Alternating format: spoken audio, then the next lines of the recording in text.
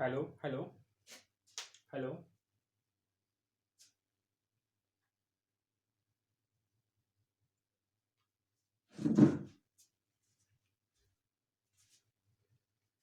Hello guys, welcome to my online study point.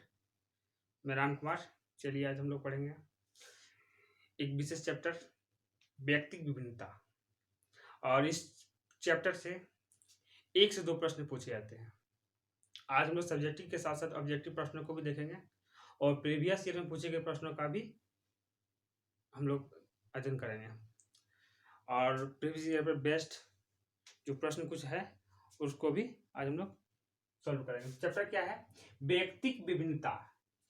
व्यक्तिक विभिन्नता मतलब इंडिविजुअल डिफरेंस। विभिन्नता का जान रहे हैं कि अलग होना। तो संसार में कोई भी दो व्यक्ति एक समान नहीं हो सकता है, वह किसी न किसी रूप में एक दूसरे से भिन्न होते हैं। यहाँ तक कि एक ही माँ के जुड़वे बच्चे यानी जुड़वा बच्चा में भी समानता के साथ बहुत सारी असमानताएं भी देखने को मिलता है। या तो व्यवहार में अलग, या फिर उसकी बुद्धि में विभिन्नता, मतलब कुछ न कुछ देखने को मिलता है। संसार में विभिन्नता के बहुत सारे कारण हैं, बहुत सारे, जैसे कि अमीरी गरीबी यानी कि अर्थव्यवस्था के अनुसार हो सकता है, शिक्षा के अनुसार हो सकता है, प्रोफेशन के अनुसार हो सकता है, वातावरण के कारण भी विभिन्नता पैदा हो जाता है, समाज के कारण, सामाजिकता के कारण, मानसिकता के कारण, भावना के कारण, यानी कि बहुत से कारणों से यह जो है विभिन्नताएं देखने को मिलता है। बहुत सारा ऐसा कंडीशंस है। चलिए फिर देखते हैं व्यक्तिक विभिन्नता। व्यक्तिक विभिन्नता इंडिविजुअल डिफरेंस। और व्यक्तिक विभिन्नता के जो संपादक हैं वो गॉल्टन साहब हैं। गॉल्टन साहब ने व्यक्तिक विभिन्नता संबंधित सिद्धांत दिए हैं और इनके समर्थक या जनक भी यही कहे जाते हैं, गॉल्टन साहब। विश्व में कोई भी दो व्यक्ति एक समान नहीं होता। विश्व में कोई भी दो व्यक्ति एक समान नहीं होता है। इतना ही नहीं, एक ही माता पिता के जुड़वा बच्चों में भी पर्याप्त भिन्नता पाई जाती है। पर्याप्त भिन्नता पाई जाती है जुड़वा बच्चों में भी।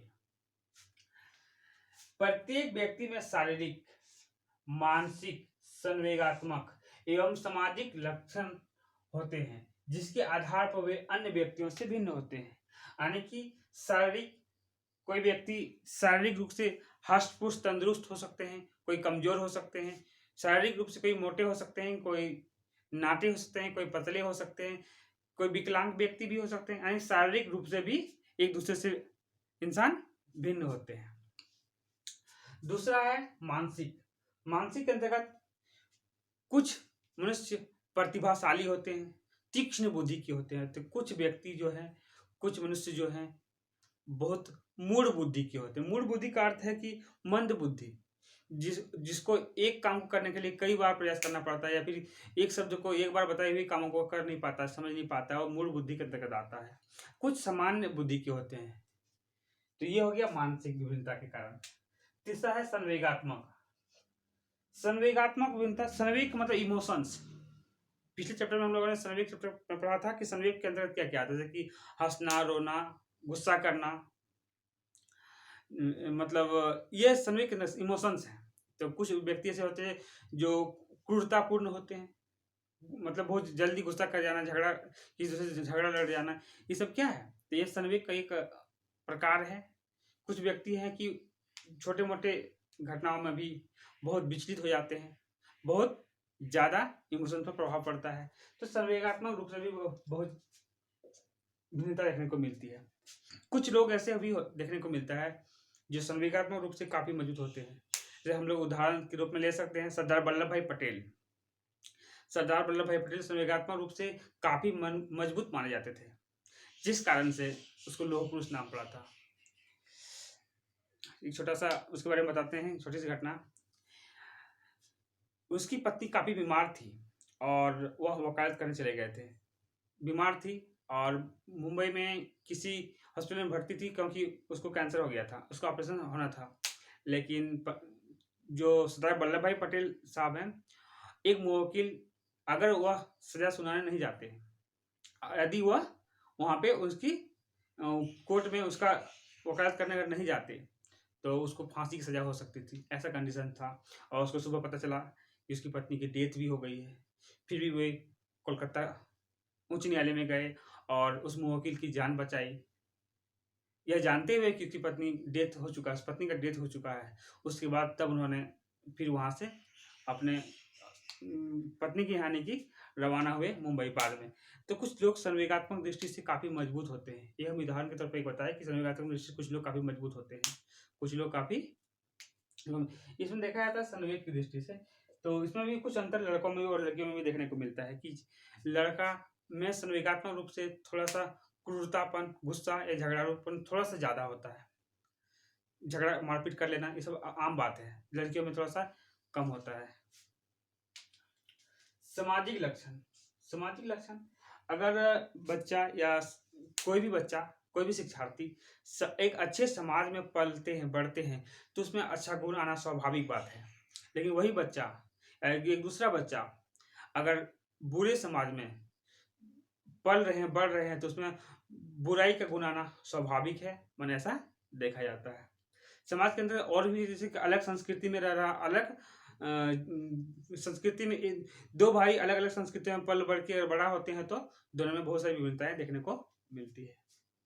ये सामाजिक लक्षण हो गए, जिसके आधार पर अन्य व्यक्तियों में से अलग होते हैं। व्यक्तिक भिन्नता शारीरिक दृष्टि से, चैत्रिक दृष्टि से, चरित्र की दृष्टि से, चरित्र का अर्थ कैरेक्टर, जैसे कि ईमानदारी, सच्चाई, बेईमानी, ये सब क्या है? एक तरह का कैरेक्टर है। चारित्रिक दृष्टि से कुछ लोग ईमानदार होते हैं, कुछ लोग सच बोलने वाले हैं, तो कुछ लोग जस्ट उसके विपरीत होते हैं, मतलब बेईमान टाइप का, झूठ बोलना। तो यह सब क्या है? चरित्र के अंतर्गत आता है। यानी कि बहुत सारी विभिन्नताएं कैरेक्टर के अनुसार भी, चरित्र के हिसाब से भी देखने को मिलता है। जो दलाल बोलते हैं, कुछ लोग दलाल टाइप के भी होते हैं, कुछ लोग नारा बोल सकते हैं कि समाज में झगड़ा लड़ने वाला या बहुत सारा दलाली करने वाला। तो ये सब कैरेक्टर के अंतर्गत आता है। ये पहला है कारण। दूसरा है क्या है? विचारों की दृष्टि से, विचार। चारित्रिक दृष्टि से विचार से ही कैरेक्टर बनता है, और अच्छे विचार होंगे तो उसका कैरेक्टर भी अच्छा बनेगा। विचार वही, जो कुछ लोग उच्च विचार के होते हैं, कुछ लोग निम्न विचार के होते हैं। किसी का विचार बहुत अच्छा होता है तो किसी का बुरा होता है। विचार की दृष्टि से भी भिन्नता देखने को मिलती है। भावनात्मक दृष्टि से, अभी हम लोग यहाँ संवेगात्मक दृष्टि से बात किए। संवेग और भावना थोड़ा सा डिफरेंट है, सुनने में एक जैसा लगता है। भावनात्मक दृष्टि से कुछ लोग भावनात्मक दृष्टि से जैसे किसी का मदद करने के लिए तुरंत तैयार हो जाते हैं। मान ली कोई रास्ते में किसी को देख रहे हैं कि असहाय है, एक्सीडेंट हुआ है, कुछ ऐसे लोग होते हैं जो रुक के उनकी सहायता करना चाहते हैं, उनकी मदद करना चाहते हैं, उसको हॉस्पिटल तक पहुंचाना चाहते हैं। कुछ लोग ऐसे होते हैं कि चल छोड़, मेरे घर फैमिली की नहीं है या फिर मेरी जान पहचान की नहीं है, ऐसे ही छोड़ के चले जाते हैं। भावनात्मक दृष्टि से कुछ लोग दयालु होते हैं तो कुछ लोग निर्दयी होते हैं। नेक्स्ट है सीखने एवं करने की योग्यता की दृष्टि से। सीखने एवं करने की योग्यता की दृष्टि से अगर उसे अच्छी सीख मिल रही है तो वो अच्छा करेंगे, उनकी अगर योग्यता अच्छी है तो भी वो अच्छा करेंगे। यानी कि आधार है सब, व्यक्ति विभिन्नता के आधार। इन सब कारणों से लोग एक दूसरे से अलग होते हैं सीखने से। अब एक बहुत अच्छा परिश्रम करके कुछ सीख रहा है, सीखने के बाद वो दूसरे से ऑटोमेटिकली है कि वह क्या होगा, स्वाभाविक रूप से उससे अलग हो जाएगा। चलिए, रुचि में विभिन्नता। रुचि में विभिन्नता, किसी की रुचि पढ़ाई में है तो किसी का काम करने में। तो रुचियों की दृष्टि से कोई पढ़ना चाहता है, कोई काम करना चाहता है, तो कोई इंजीनियर बनना चाहता है, तो कोई डॉक्टर बनना चाहता है। यानी ये सब क्या है? विभिन्नताएं हैं, अलग अलग तरह की रुचि हो सकते हैं। विभिन्नताओं के कारण भी व्यक्ति में विभिन्नता देखी जाती है। व्यक्तित्व विभिन्नता के कारण, ये आधार था, ये व्यक्ति विभिन्नता के आधार। अब हम लोग पढ़ेंगे व्यक्ति विभिन्नता के कारण। कुछ कारण है जो मिलते जुलते हैं आधार के हिसाब से। अनुवांशिकता, अनुवांशिकता और वंशानुगत, ये दोनों सेम शब्द है। अनुवांशिकता, अनुवांशिकता के आधार पर पिछले हम लोग वंशानुगत चैप्टर में पढ़े थे कि वंशानुगत है कहते, तो इससे माता पिता या दादा दादी के जो गुण बच्चे में आ जाते हैं उसे वंशानुगत गुण कहते हैं। तो वंशानुगत अगर हष्ट पुष्ट माता पिता हष्ट पुष्ट हैं या फिर अच्छे कौशल के हैं तो उनके बच्चे में भी असली कौशलता या असली नस्ल की बच्चे, जैसे मानव में ही नहीं हर जीव में देखने को मिलता है। यानी कि वंशानुगत, वंश के अनुसार अगर वंश में सारे गुण अच्छे हैं, तो अगर हो सकता है वंश में कुछ नकारात्मक प्रभाव, जैसे कि कुछ वंशानुगत बीमारियां होती है, अगर वंश में माता पिता को या फिर उनके परिवार में किसी को है, तो फिर नेक्स्ट जनरेशन में भी हो सकता है, तो वंश का प्रभाव पड़ता है, वंशानुगत के कारण भी विभिन्नता देखने को मिलती है।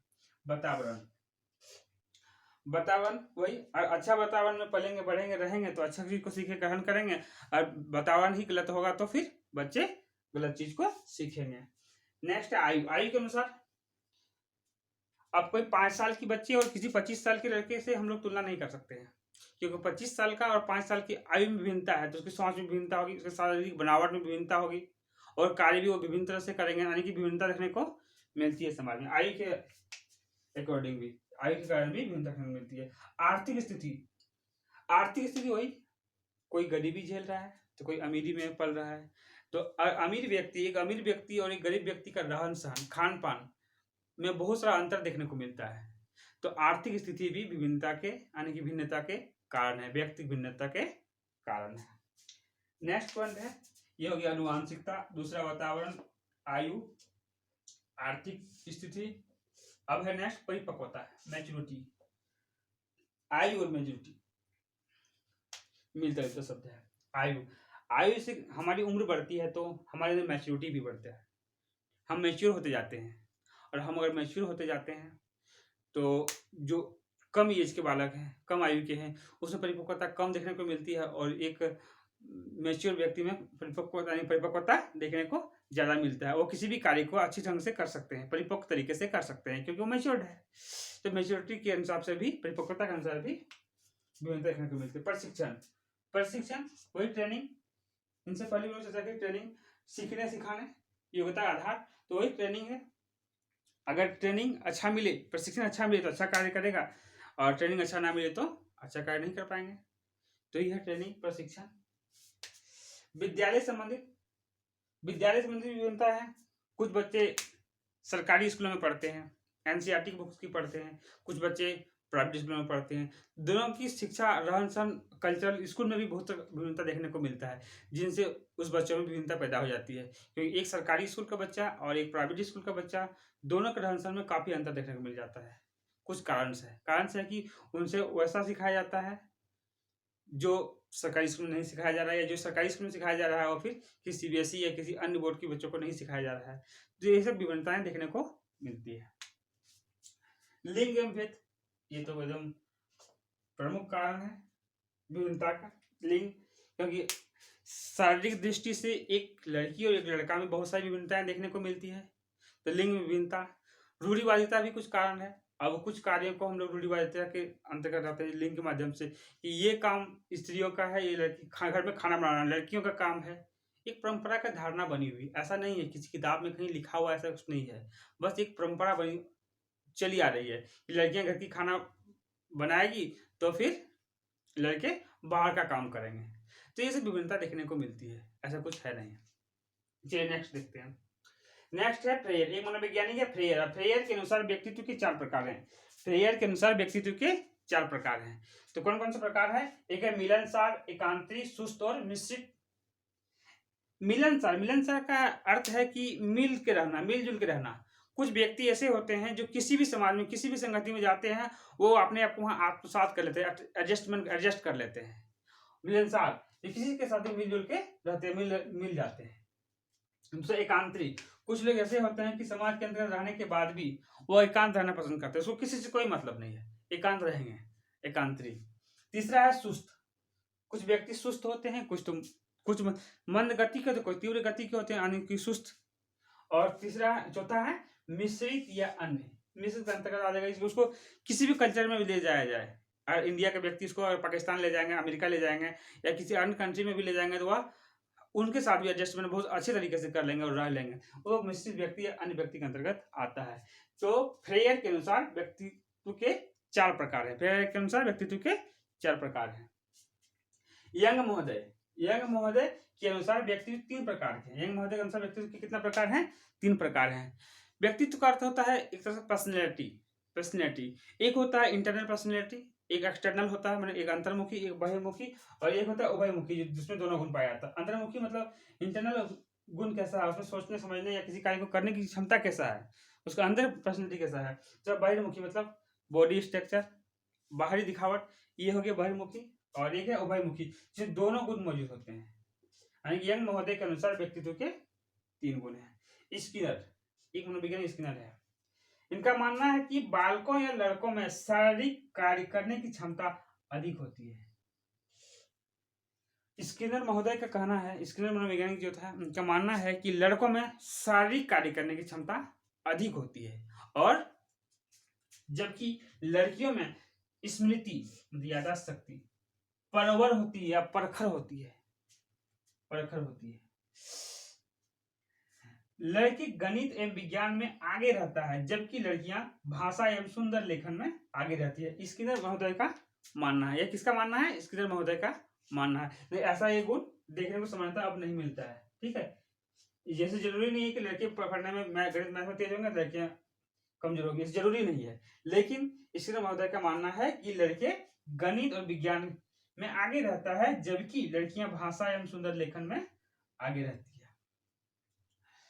लड़कों में सुझाव का कम प्रभाव पड़ता है, और जबकि लड़कियों में अधिक प्रभाव पड़ता है। मतलब अगर घर में अगर समझाया जा रहा है, कुछ सुझाव दिया जा रहा है, तो लड़के पर उसका प्रभाव कम पड़ता है, उन बातों को कम मानते हैं, और लड़कियां थोड़ा सा उन बातों को ज्यादा वैल्यू देती, ज्यादा मानती है। तो वही इसमें कहना है कि लड़कों में सुझाव का कम प्रभाव पड़ता है, जबकि लड़कियों में अधिक प्रभाव पड़ता है। चलिए इसको पहले रिविजन कर लेते हैं, फिर आगे बढ़ेंगे। व्यक्तिगत विभिन्नता, इंडिविजुअल डिफरेंस। इंडिविजुअल डिफरेंस के समर्थक कौन है? तो समर्थक है गाल्टन। समर्थक यानी जनक भी बोल सकते हैं। तो कौन है? गाल्टन।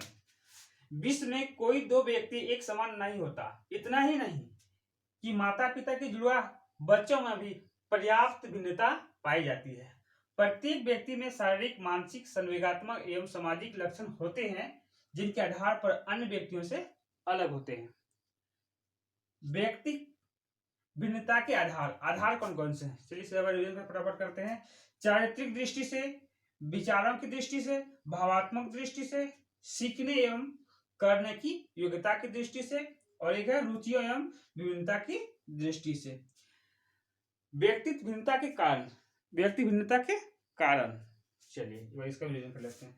आनुवांशिकता या वंशानुगत, दूसरा है वातावरण, तीसरा आयु, आर्थिक स्थिति, परिपक्वता, प्रशिक्षण, विद्यालय, लिंग एवं भेद के अनुसार या उसके कारण व्यक्ति भिन्नता पाई जाती है, देखने को मिलता है।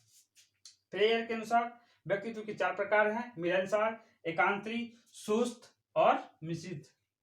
यंग महोदय के अनुसार व्यक्तित्व के 3 प्रकार हैं: अंतर्मुखी, बहिर्मुखी, उभयमुखी। अंतर्मुखी, बहिर्मुखी और उभयमुखी। स्किनर के अनुसार बालकों या लड़कों में शारीरिक कार्य करने की क्षमता अधिक होती है, जबकि लड़कियों में स्मृति परखर क्षमता की होती है। कैसी होती है? मेमोरी पावर परखर क्षमता की होती है। लड़के गणित एवं विज्ञान में आगे रहता है, जबकि लड़कियां भाषा, सुंदर लेखन में आगे रहती है। नोट में इसको भी लिख लीजिएगा कि लड़कों में सुझाव का प्रभाव कम पड़ता है, जबकि लड़कियों में सुझाव का प्रभाव अधिक पड़ता है। आगे हम लोग ऑब्जेक्टिव क्वेश्चन देखेंगे, तब तक इसका स्क्रीनशॉट ले लीजिए। आज में प्रीवियस ईयर के कुछ प्रश्न और कुछ प्रश्न मॉडल प्रश्न हम लोग करेंगे इस चैप्टर से संबंधित।